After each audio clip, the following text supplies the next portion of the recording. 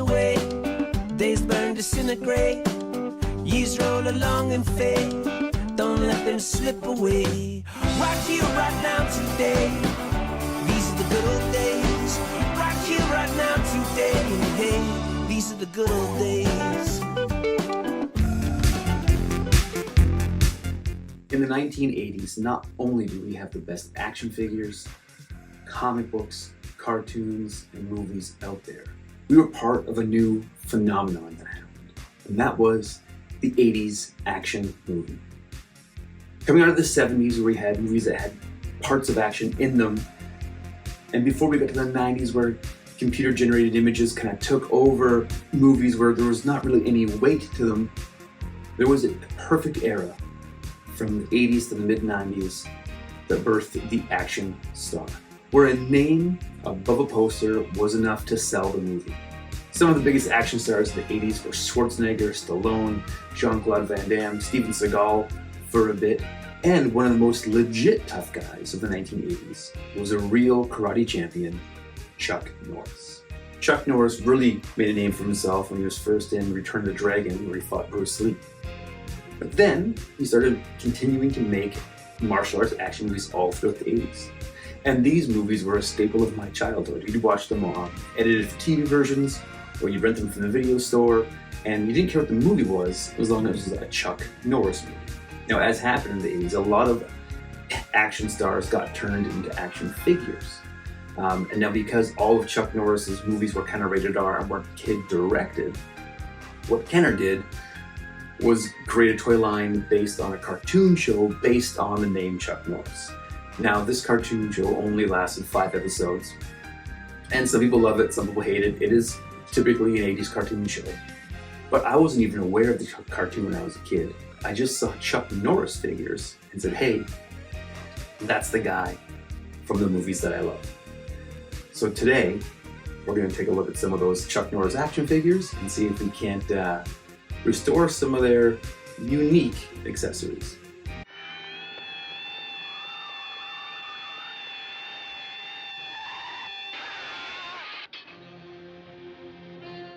Alright, so we're going to look at a few Chuck Norris figures today. The first one is the Battle Gear Chuck Norris. Now, he's kind of the best action feature-wise. He squeezes his legs together and he does a karate chop and a punch. And he looks just kind of like in his regular 80s action gear. And so that action feature makes sense. Then we have the Judo Training Chuck Norris, where he's in a bit of an odd outfit. His arms have regular articulation, his one leg has regular articulation. He's got a goofy foot pose because his other leg has no knee joint. It's got a boot feature here. You push up on the boot and he does a back kick. And so that's what his action feature is, the judo back kick. It's odd, but that's what it is. Then even odder is this Undercover Chuck Norris, where he wears a bright orange vest. And his action feature is you twist his arm around and lock it in place.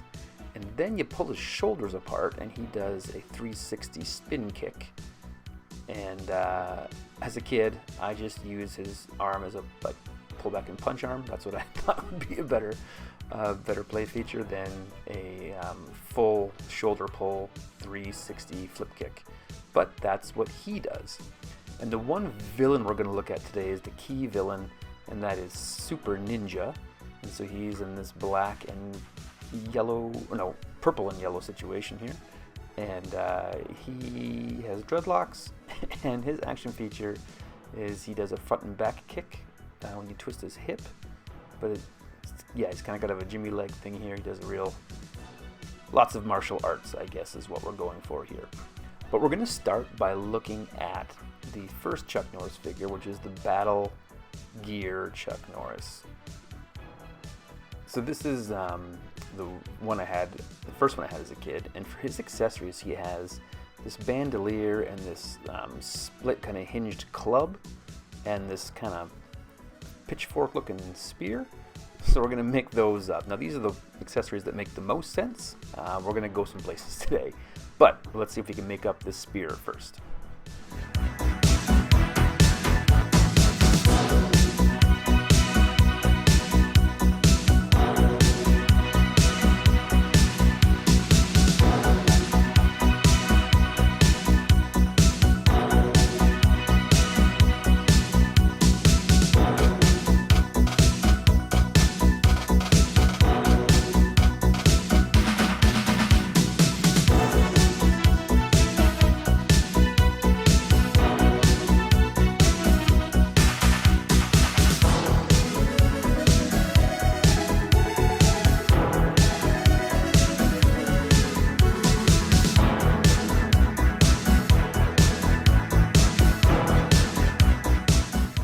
All right, and I am very happy with the way that turned out.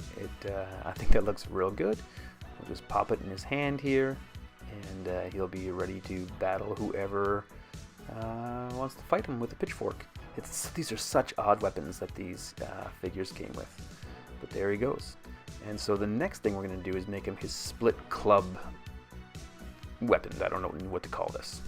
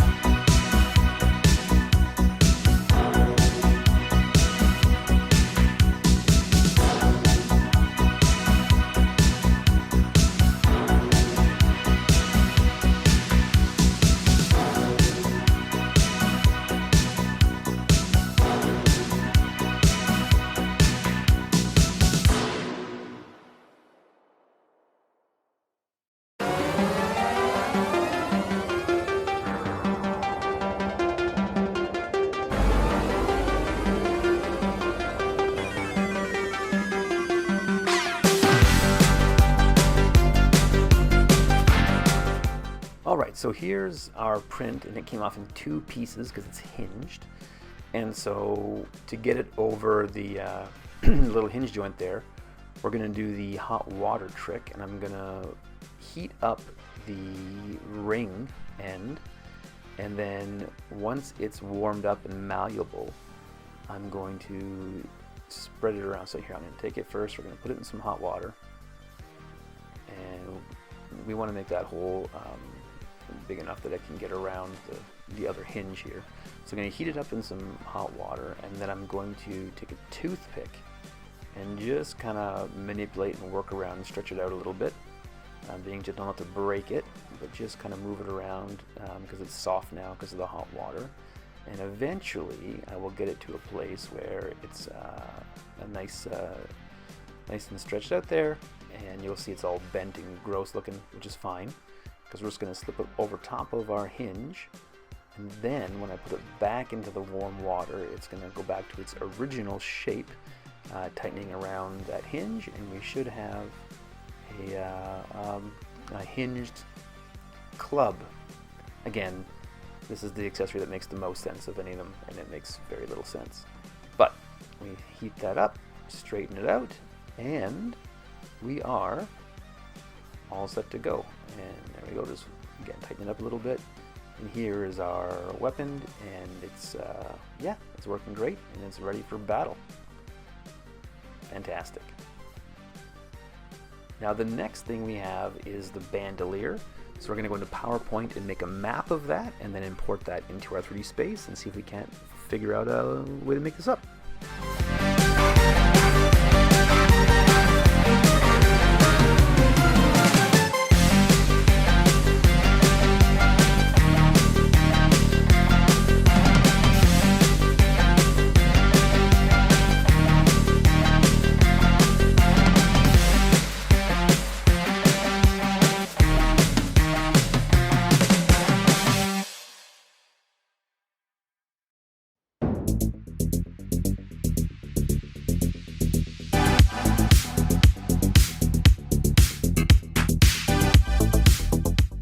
Alright, so here is our printed blue bandolier, and I think it looks really, really great, but again, we need to put it in the hot water to be able to mold it around Chuck here.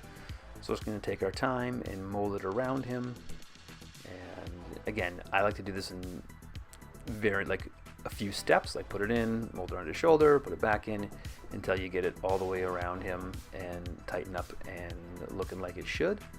And once we're there, I think that's going to be it right there. I think he's looking pretty sharp. Yeah, there he is. And then we just shove the spear in the back for now. We can hold on to it. There we go. That's better. And put his club in his hand, and he is ready to battle a villain. So next up, there he goes. Looks great. So next up, we're going to look at the Judo training Chuck with that back kick action. So his accessory is this weird, don't know what it is, but he has a big clubby thing, and then he's got a foot dagger. So let's go see if we can't make up this big weird clubby thing.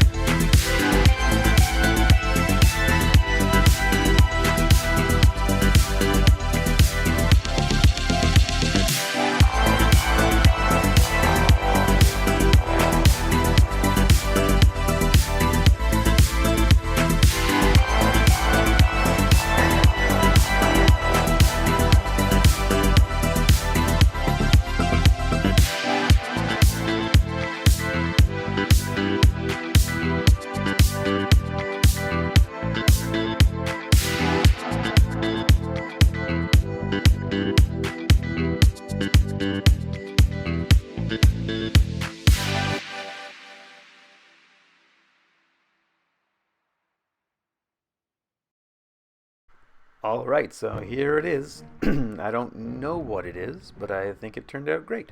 It looks just like the weirdo thing that he came with. So he can, yeah, he's got that. It looks fantastic. And now we're going to try and print off his boot knife so he can back kick someone right into the soft spot.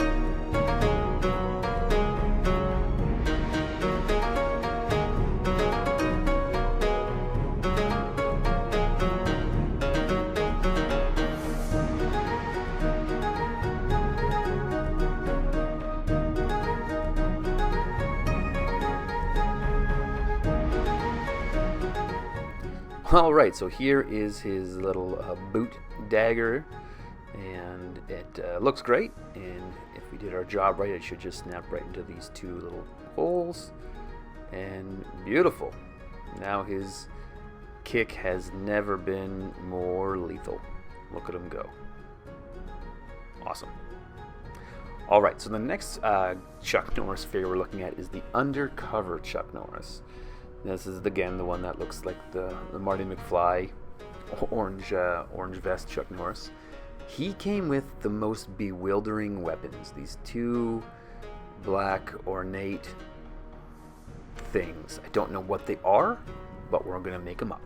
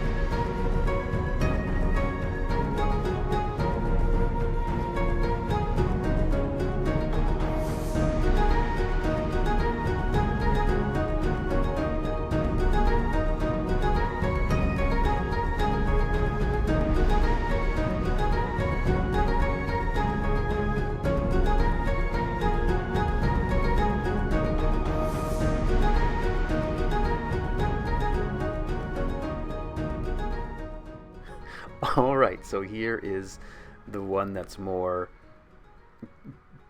club blunt force trauma looking, and this is the one that's more pokey, spiky looking. And I don't know what they are or how they would be interpreted as undercover weapons. They do go together to make a mega weapon, but I think that would be the biggest weapon of any figure here that goes with the undercover Chuck. I don't even know how you would hold on to these things. They're so big and weird, but that's what I guess I wouldn't want to get hit with one. So we'll just put them in Chuck's hands here. I don't even know how someone would hold on to these things. But there you go. He's got his weapons. They look I think they look great if you're trying to make them look like the old toys, and that's what we did. And so he's good to go. Now the final one we're going to look at is the Super Ninja, and this is where Kenner had the opportunity to make him a standard ninja sword. But instead of doing that, they give him a multi-bladed, super pokey, curvy banana sword, and also a boot knife, kind of like Chuck had. So let's go into PowerPoint. We'll make up a map and see if we can't make this sword.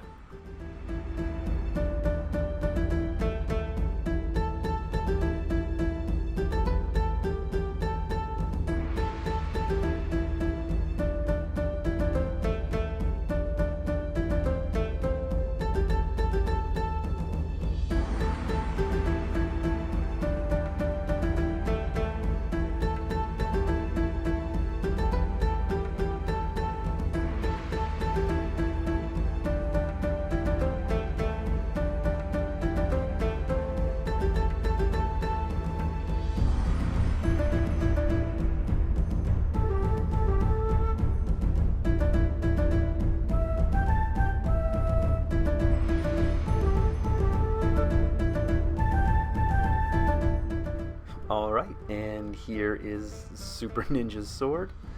And again, it's super goofy looking, but it looks just like the vintage toy did. And yeah, I'm super happy with it. I think that turned out great. So let's make him a boot knife.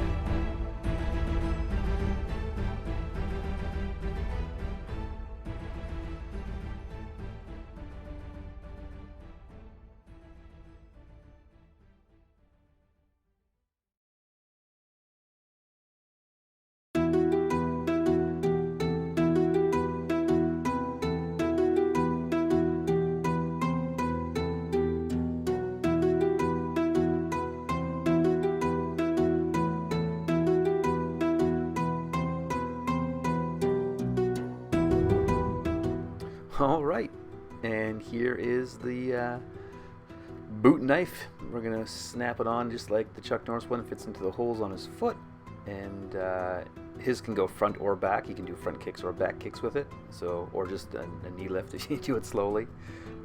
Yeah, so it's super goofy toys. But yeah, you can do all kinds of damage with this boot knife. And I think these figures turned out great, and I think they all look fantastic.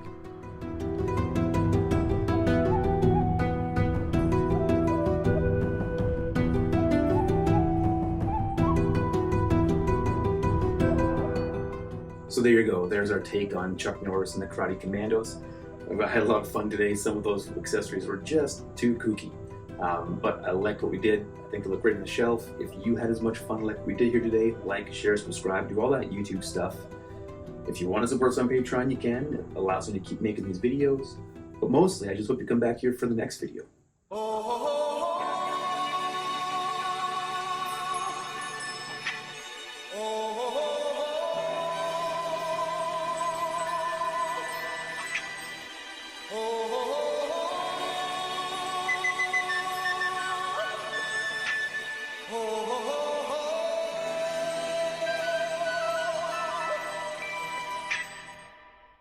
Everybody was kung fu fighting. Those kids were fast as lightning. In fact, it was a little bit frightening, but they fought with